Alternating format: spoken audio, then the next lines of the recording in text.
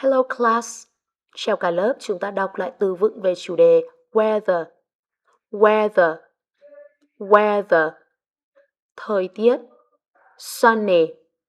Sunny. Sunny. Hot. Bật âm thở hot. Hot. Hot. Rainy. Rainy. Rainy. Rainy. Windy. Windy. Wind. Windy.